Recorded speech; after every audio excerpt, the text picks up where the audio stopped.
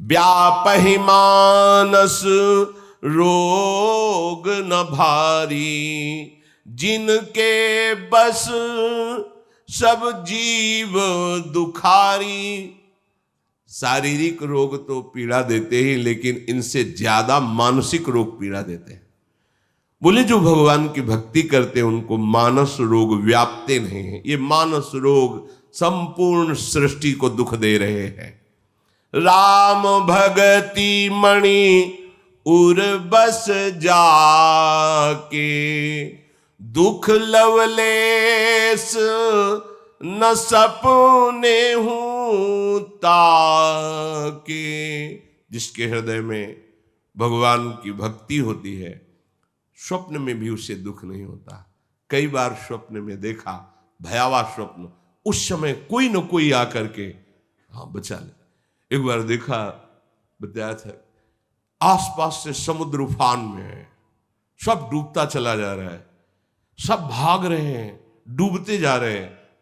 एक इतना बस बालक आया, उसने कहा मुझे मार्ग पता है, हम तुम्हें ऐसी जगह ले चलते हैं जहां डूबोगे नहीं। हमारी अंगुली पर दौड़ दौड़ करके ऐसी जगह ले गए कि जहां समुद्र प्रवेश है, ऐसे ऐसे छू के वापस हो रहा। सब हम सोच रहे हैं देखो मुझे बचा लिया, सब डूब रहे हैं, कैसे ये बालक कौन बचा लिया। इतने में जग गए, चिंतन हुआ कि देखो भगवान स्वप्न में भी अंगुली पकड़ के निकाल लेते हैं। चलो चलो, हमें पता है जहां डूबोगे नहीं वहां हम खड़ा कर देंगे। भगवान स्वप्न में भी दुख नहीं। देखो कह रहे, राम भगति मणि उर बस जाके, दुख लवलेस न सपने हूं ताके। चतुर शिरोमणि तेई जग माही, जे मणि लागी सुजतन कराही। हे गरुण जी, वही यहां चतुर कहा जाता है जो इस माया के आकर्षण से अपने आप को बचा के भगवान का भजन कर ले जाए, भक्ति कर ले जाए। यद्यपि ये मणि प्रगट है, प्रत्यक्ष है, पर बिना भगवान श्री हरि की कृपा के कोई इस मणि का परिचय नहीं प्राप्त कर पाता, विशुद्ध भक्ति का। इसके पाने के बड़े सुगम उपाय हैं, पर ये अभागे मनुष्य उन उपायों को ठुकरा देते हैं, ठुकरा देते हैं। वेद पुराण ये पवित्र पर्वत है, भगवान की विभिन्न महिमा कथाएं ये पर्वत में सुंदर खाने हैं, और संत सदगुरुदेव इस खानों का रहस्य जानने वाले मर्मी हैं, और सुंदर पवित्र भागवतिक बुद्धि कुदाल है, और ज्ञान वैराग्य दो नेत्र है। इन दो नेत्रों से, ज्ञान वैराग्य से, शास्त्र रूपी पर्वत और विभिन्न कथा और महिमा रूपी खाने खोदने वाले गुरुदेव संत और पवित्र भागवतिक बुद्धि से जब खोदा जाता है तो ये मणि में प्रकट हो जाती है। अर्थात देखो, शास्त्र इतने कि तुम समझ भी नहीं सकते। गुरुजनों ने, महापुरुषों ने शास्त्र को पढ़ करके, साधना करके उस शास्त्र के शब्दों का अनुभव किया, अनुभव करके सरल शब्दों में आपको दे रहे हैं। ज्ञान वैराग्य रूपी नेत्रों से उस मणि को पहचाना है, सुबुद्धि रूपी कुदाल से खोदा है, बस आपको दे रहे हैं, आप स्वीकार कर लीजिए। मेरे मन में ऐसा विश्वास है कि इस मणि को केवल भगवान का भक्त ही प्रदान कर सकता है। इसलिए मोरे मन प्रभु अस विश्वासा, राम ते अधिक राम कर दासा। ये भक्ति रूपी मणि भक्तों के संग से मिलती है। जब द्रवहि दीन दयालु राघो तो साधु संगति पाई। भगवान के जो प्रेमी संत जन हैं उनके संग से भक्ति उपज जाती है, भक्ति मणि का परिचय और हृदय में जगमगाने लगती है। इसीलिए मेरे मन में विश्वास है कि भगवान से भी बढ़कर भगवान के दास भक्त जन हैं। भगवान समुद्र हैं, तो संत जन मेघ हैं, समुद्र से आकर्षण करके मेघ पूरी सृष्टि में जैसे जल बरसाता है।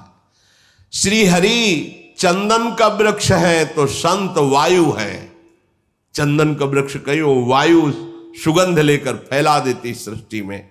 ऐसे ही भगवान की महिमा, नाम महिमा, धाम महिमा, रूप लीला कैसे परम सुख परम प्रेम प्राप्त हो, इस संत जनों की वाणी से हमारे श्रवणेन्द्री के द्वारा हृदय में पहुंचता है। जैसे घ्राणेन्द्री के द्वारा चंदन की सुगंध वायु लेकर के आती है और हमें सुवासित कर देती है। सब कर फल हरि भगति सुहाई, सो बिनु संत न काहू पाई। सबका फल है सब साधनाओं का प्रभु की भक्ति हो जाना, पर ये बिना संत के कोई आज तक पा नहीं पाया। जब संतों का संग हुआ, कृपा हुई, तब ये भक्ति मिली। अस विचारी जोई करी सत्संगा, राम भगति तेहि सुलभ विहंगा। ऐसा विचार करके विचारवान पुरुष साधु संग करते हैं, सत्संग सुनते हैं। हे गरुड़ जी, जो रोज सत्संग सुनते हैं, साधु संग करते हैं, तो ये भक्ति रूपी मणि उनके हृदय में प्रकाशित हो जाती है। ब्रह्म पयो निधि मंदर, ज्ञान संत सुर आहि, कथा सुधा मथि काढ़हि, भगति मधुरता जाहि। बिरति चर्म अशि ज्ञान मद, लोभ मोह रिपु मारी, जय पाई सो हरि भगति, देखु खगेश विचारी। ये वेद ब्रह्म स्वरूप है, ये समुद्र है, और ज्ञान समुद्र मंथन करने वाला मंदराचल है। और संत जन देवता है, जैसे देवताओं ने समुद्र मंथन किया और उससे निकालते हैं भगवान की सरस अमृतमयी कथाएं, महामहिमा, उनकी कृपालुता और भक्ति रूपी अमृत, जो वैराग्य रूपी ढाल से अपने को बचा लेता है। ढाल जैसे प्रहार करने से बचाती है, ऐसे ही माया प्रहार करेगी तो राग रहित हृदय ही माया के प्रभाव से बच सकता है। ज्ञान रूपी तलवार से काट सकता है। मद, लोभ, मोह, ये बड़े बड़े वैरी हैं, इनको ज्ञान के द्वारा काटा जाता है। ऐसे तर्क जिनकी कोई सत्ता ही नहीं है, ऐसी बुद्धि तुम्हारे तर्क करेगी। बड़ा विचित्र बुद्धि बिगड़ी हुई है, उसको समझाओ तो समझती नहीं है। इसको लगता है कि हम गंदे आचरण करें, विषय भोगें, फिर जो आप कहो थोड़ा बड़ा कर ले और भगवान हमें सदैव सुखी रहे। ऐसा कभी सिद्धांत नहीं। बोगे बमूल तो कलमी आम थोड़ी खाने को मिलेगा, कांटा ही मिलेंगे तुम्हें। असत आचरण करोगे तो दुख और अशांति, क्लेश ही तुम्हें मिलेगी। मान लीजिए आप, ये कर्म भूमि है और इसका नाम मृत्यु लोक है। कभी भी मर सकते हो, किसी भी कारण से मर सकते हो। जितनी श्वासें हैं वर्तमान की, उनको अच्छे आचरणों में, भगवत भजन में लगा दो। मान लो प्रार्थना, निहाल हो जाओगे। नहीं, अभी तुम्हारा अभिमान भजन में नहीं लगने दे रहा है, क्या कर पाए? क्या कर पाए? बहुत बुद्धि बल लगा लिया, क्या विश्व में सबसे बड़े धनी बन गए, सबसे बड़े भोक्ता बन गए? वैसे ही केवल हाय हाय करते हुए मर जाओगे, कुछ हाथ नहीं लगने वाला। चाहे जितने तुम अपने को बुद्धिमान समझते हो, इसी दलदल में खेलने वाले हो, निकलने वाली बुद्धि नहीं मिली है। अब दलदल में खड़े होकर के खूब अहंकार कर रहे हो, धंसते चले जा रहे हो उसी में। तुम्हें पता नहीं है कि अगले क्षण में तुम्हारी श्वास रुक जाएगी। होश में ये अहंकार तुम्हारा क्या रावण जैसों का नहीं रहा है, इसलिए बस सावधान हो जाओ। ये हम तुम्हें नीचा दिखाने के लिए नहीं बोल रहे हैं, ऊंचा उठाने के लिए बोल रहे हैं। जहां फंसे हो ये जगह ठीक नहीं है, ये स्थिति ठीक नहीं है, इससे आगे बढ़ो। श्रीपाद कह रहे हैं सदा वृंदारण्य निवश। अब सबका सौभाग्य तो नहीं है कि श्रीधाम वृंदावन में अखंड वास करे, तो आप चिंतन तो कर सकते हो ना। आप अपने मंगल के लिए, जब आप सुख के लिए 8 घंटा मेहनत कर सकते हो, तो आप दुख मिटाने के लिए, परम सुख के लिए, क्या आप थोड़ा समय प्रभु को नहीं दे सकते हो? क्या असत संसार के लिए तुम इतना समय दे रहे हो जो अंत में कुछ हाथ आने वाला नहीं है, परिणाम में कोई भी हो। तो जो सत नाम है, जो भगवान का महासुख प्रदान करने वाला नाम है, तुम उसके लिए क्यों अविश्वास करते हो? क्या उस जो तुम्हें महासुख प्रदान करेगा, दुखों का नाश करेगा, भारी से भारी तुम्हारे पापाचरण को नष्ट कर देगा, महापापाचारे निरवधि महादुर्मति सते महाकामो क्रोधो यति परवसे दंभ वपुषी। ध्यान दो, ये भगवत वाक्य है महापुरुषों के। तुमसे महापापाचार करा रही इंद्रियां, चिंता मत करो। ये महादुर्मति तुम्हारी बढ़ गई है, तुम चिंता मत करो। ये काम नहीं महाकाम रूप धारण कर लिया, चिंता मत करो। क्रोध तुम्हारी छाती जला रहा है, चिंता मत करो। ये दंभ, ये खोटे संग तुम्हें बहुत सता रहे, चिंता मत करो। तुम धर्म से विमुख हो गए हो, चिंता मत करो। क्यों? बोले एकमात्र प्रियालाल की शरण में हो जाओ और राधा राधा रटो, सब ठीक हो जाएगा। अब बोलो, जो भी हो, जहां भी हो, जैसे भी हो, कुछ तुम्हें नहीं देना, केवल लेना है क्या? नाम, राधा राधा राधा।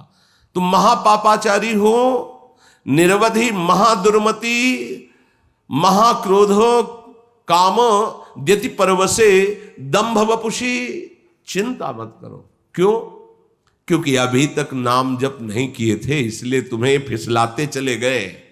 अब नाम जप पहला काम करेगा कि तुम्हारे इस फिसलन को पहले रोकेगा, और फिर जितना फिसल गए उतना चढ़ाएगा।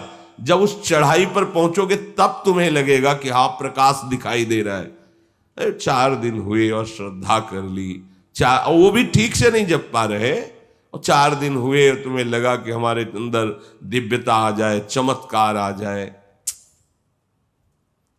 अरे जाना है यहां से, ये तुम्हारी बात समझ में नहीं आती। ये माया भ्रमित करके तुम्हें परम धन से वंचित कर रही, खाली हाथ जाने के लिए वो तैयार कर रही है। प्रभु की कृपा से कम सुनने को मिल रहा है, समझने को मिल रहा है, तो खाली हाथ नहीं रहोगे। ऐसा परम धन प्राप्त होगा। आप देख लेना, ये जो लिखा है बिल्कुल सत्य है, इसमें संशय मत करना। महापापाचार्य बड़ी दुर्गति होती है, बिल्कुल नहीं होगी। राधा राधा राधा राधा राधा जब के तो देखो, तुम्हें राधा नाम प्रिय नहीं परिचय जानते हो, जो नाम तुम्हें प्रिय है हमारे प्रभु का, सब नाम अनंत नाम महामंगलमय है, जो गुरुदेव ने दिया है, जिसमें आपकी प्रबल श्रद्धा है, खूब नाम जप कर लो। ये नाम जप आपको उठा देगा, चाहे जैसे, इससे ज्यादा बुद्धि क्या मलिन हो सकती। बोले महापापाचारी, महादुर्मति, महाकामी, क्रोधी और दंभी, खोटा संग करने वाला, गंदे लोगों का संग करने वाला, धर्म से विमुख, ऐसा होता हुआ भी यदि वो भगवान की शरण में हो जाए और प्रियालाल का नाम जप करे, सब ठीक हो जाएगा, सब ठीक हो जाएगा। विश्वास करके देखो, ऋषियों ने अनुभव किया है, पातंजलि ऋषि इसका अनुभव किए हैं। वो लिखे हैं दीर्घ काल निरंतर सत्कार सेवितो दृढ़ भूमि, बहुत समय तक आदर पूर्वक निरंतर नाम जप कीजिए तो दृढ़ भूमि, फिर तुम्हें कोई विचलित नहीं कर पाएगा, निष्ठा जागृत हो जाएगी, ये सारे के सारे दोष नष्ट हो जाएंगे। नाम प्रभु के नाम में अपार सामर्थ्य है, कुछ पैसा नहीं लगता भाई। अपने लोगों की ऐसी मंद बुद्धि है कि जब कुछ खर्चा करके मिलता है तो उसकी कीमत समझ में आती है। पक्का बहुत बुद्धि मलिन हो गई, हाथ जोड़ते हैं तुम्हारे, प्रार्थना करते हैं, तुम्हें विश्वास दिलाने के लिए अपनी बात बताते हैं, किसी भी तरह तुम नाम जप लो, इसमें तुम्हारा कुछ खर्चा हो रहा है, और इससे बढ़कर कोई साधना नहीं, कोई ज्ञान नहीं, कोई तपस्या नहीं, कोई पवित्रता नहीं, कोई पुण्य नहीं, कोई लाभ नहीं, इससे बढ़कर के नहीं समझ में आता, नहीं समझ में आता। यही मलिनता है बुद्धि की, वो समझने नहीं देती। जब बहुत मेहनत करके फिर वो जब जरा सा तब समझ में आता है कि भाई इतनी मेहनत की, इतना दिया, तब मुझे ये बात समझ में आई। ऐसे ऐसे नहीं समझ में आता। ये माया भगवान की बड़ी विचित्र है। हमारे भगवान अवतरित हुए, आचार्य अवतरित हुए, बड़े बड़े महापुरुष अवतरित हुए, प्राणों की बाजी लगा के तुम्हारे कल्याण के लिए गए, फिर उन्हीं पे गड़ासा चलाया। ये संसार ऐसा है कि वो चाहते हैं कि तुम्हारा परम मंगल हो जाए, उन्हीं को जहर दिया गया, उन्हीं को गड़ा से कुल्हाड़ चलाए गए, उन्हीं को मारा गया, उन्हीं को 20 बाजारों में कोड़ों से मारा गया। किस लिए? जगत मंगल के लिए। ये ऐसा मलिन बुद्धि वाला संसार है। कोई बिरला ही बात को, और जो समझ गया सो पार हो गया। होए घुनाक्षर न्याय, जो संतों के वचनों में ऐसे मनन करो जैसे गेहूं में घुन लग जाए, अंदर ही अंदर सब खा जाए, ऐसे ही अंदर उनकी बात का सार भाव ग्रहण कर लो। नाम नाम प्रार्थना है, मान लीजिए। बड़े बड़े संतों ने कई तरह के उपाय किए, किसी तरह नाम में लग जाए जीव। जो महाराष्ट्र के पूज्य श्री एकनाथ जी का पावन चरित्र पढ़ा उसमें कि कैसे लोग नाम जप करेंगे, तो कुछ लोगों को प्रलोभन देते, एक एक अंजुली चीनी देंगे यदि आप 1 घंटे नाम में बैठोगे, आधा आधा किलो देंगे, आप नाम कीर्तन में बैठिए। आओ, ये बाहरी तो दिखावा है तुम्हें मीठा का, अमृतमय राधा नाम सुधा रसम, भगवान नाम अमृत रस है। सुनो, कीर्तन करो, तुम्हारा मंगल होगा। नाम संकीर्तनम यस्य सर्व पाप प्रणाशनम। कैसे महापुरुष है, स्वयं चाहे जितना कष्ट से, तुम्हें किसी भी प्रलोभन से, प्यार से, दुलार से डांट के तुम्हारा मंगल समझ में नहीं आता, समझ में नहीं आता। ये बड़ा विचित्र संसार है। खोलकर हृदय रख दिया। जो जीवन में प्राप्त करने के लिए बड़े बड़े कष्ट उठाए महापुरुषों ने, वो तुम्हें सहज में खोलकर उनका उपहास करते हैं। उनकी बात की मान्यता न करना उपहास करना है, तुम्हारे मंगल के लिए है, तुम्हारे मंगल के। वो क्यों बोलेंगे? चुपचाप शांत एकांत में बैठकर आनंद लें, तुमसे कुछ चाहिए क्या? नहीं, इनका मंगल हो जाए। जो हमारी बात समझ में आई गुरु कृपा से, अगर ये समझ जाएंगे तो इनको पीछे की साधना नहीं करनी पड़ेगी, यहीं से परमानंद की प्राप्ति हो जाएगी। कोई भी हो, कहीं भी हो, कैसे भी हो, बिल्कुल मत चिंता करो। नाम गरज रहा है भगवान का मंगल करने के लिए। भाव कुभाव अनख आलस हो, नाम जपत मंगल दिश दश हो। श्री काकभूषुंड जी गरुण जी को ज्ञान की बात बताई कि इतना प्रयास करने पर जब ज्ञान दीपक प्रज्वलित हुआ तो माया विघ्न डाल के उसे बुझाने की पूरी चेष्टा करती है। लेकिन जो भक्ति है वो मणि है, उसे माया रूपी वायु बुझा नहीं सकती।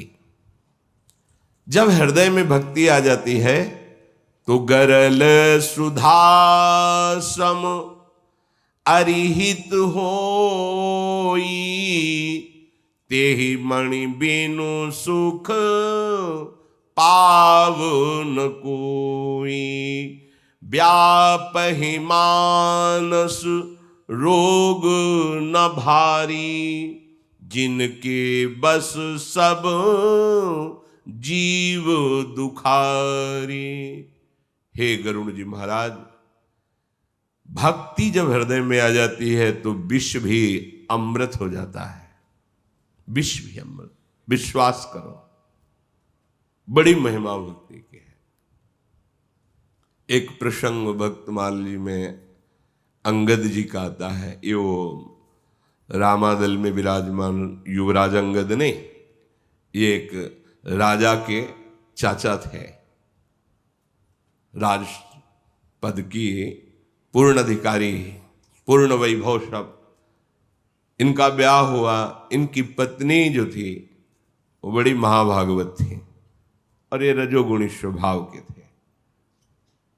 बड़ा भाग्य होता है जिनका किसी भी संबंध से, भक्त से संबंध हो जाए, पुत्र, पिता, पति, पत्नी, किसी भी संबंध से उसका मंगल ही हो जाता है।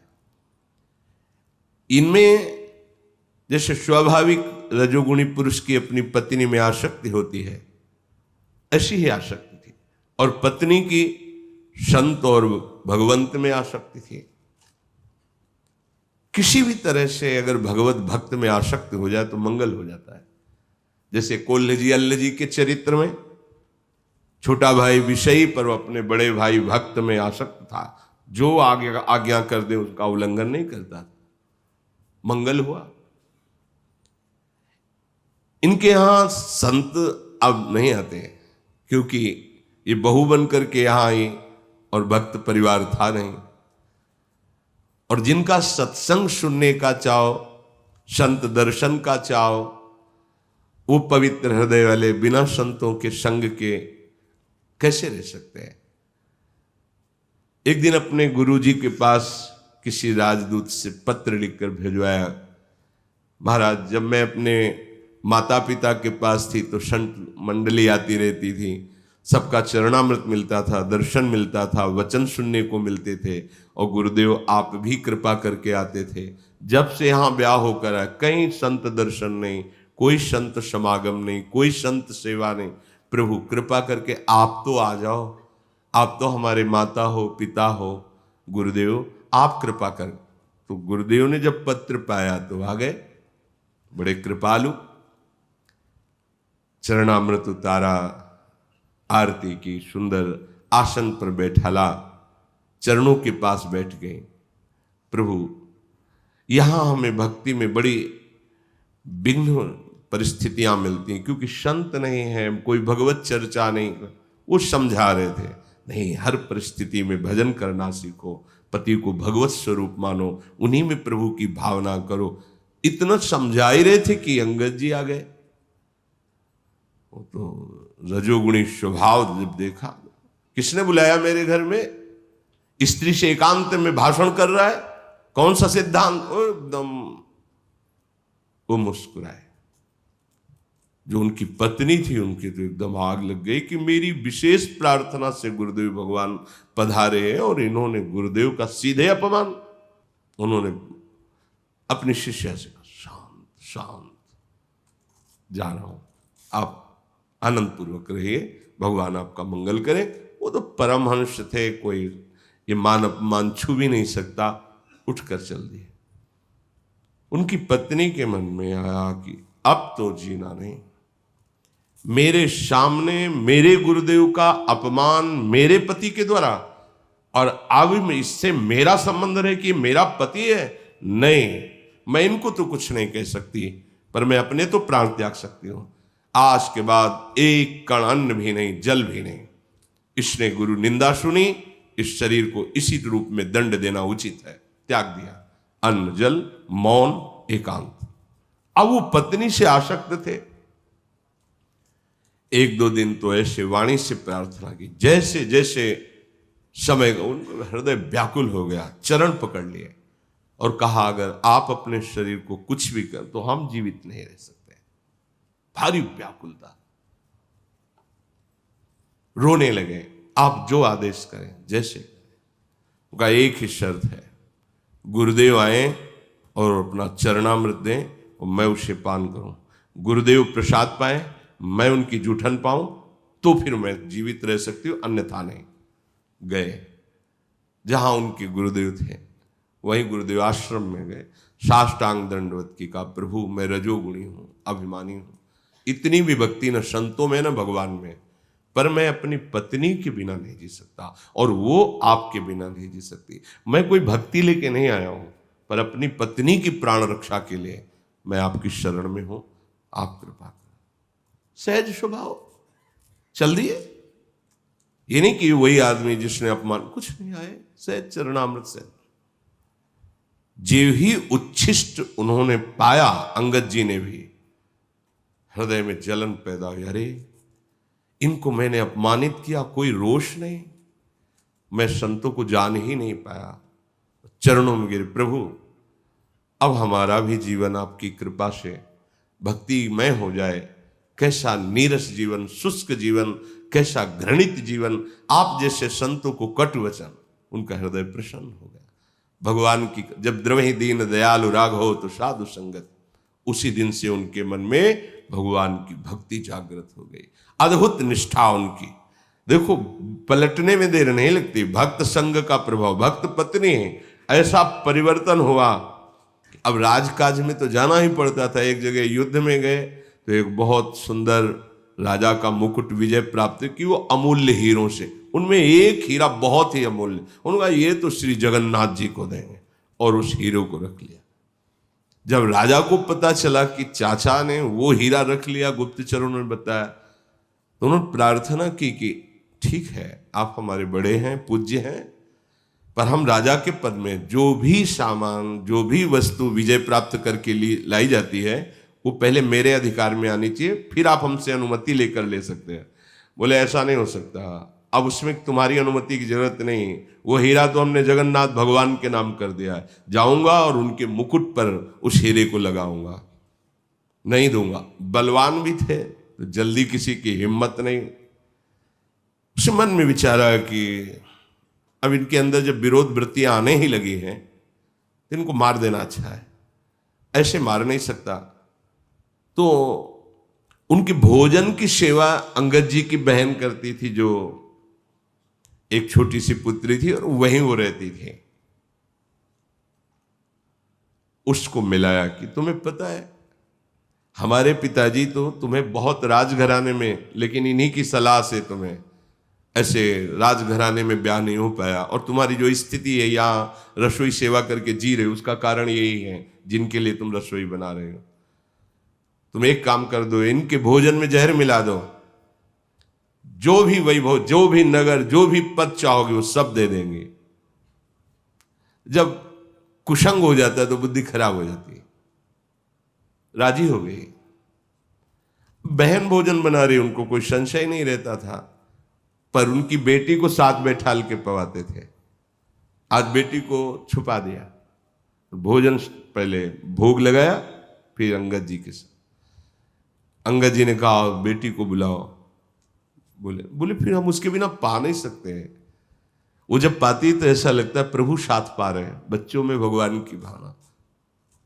वो रो पड़ी, आप बेटी से इतना प्यार करते हो, मैं धन के लोभ में आपके भोजन में जहर मिला दिया, राजा ने आज्ञा की थी। जहर, और लाड़िले ठाकुर को भोग लगा दिया। बड़े कड़े शब्दों में कहा, कठोर शब्द बोल, आग के सामने से हट जा। उनका नहीं भैया, तुम भोजन मत पाना, इसमें बहुत तीक्ष्ण जहर है, मर जाओगे। बोले जब ठाकुर को भोग लगा दिया, फिर हमारा जीवन ठाकुर जी के।